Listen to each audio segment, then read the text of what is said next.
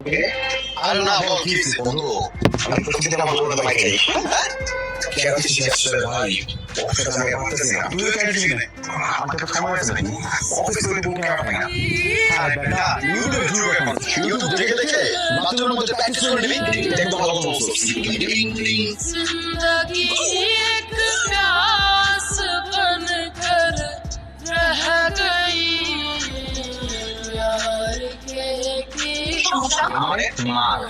কেউ যখন কাউকে অকারণে মারে তখন সে জানা হয়েছে। আচ্ছা তার মানে আমি তোর মারতে পারবি তাই তো?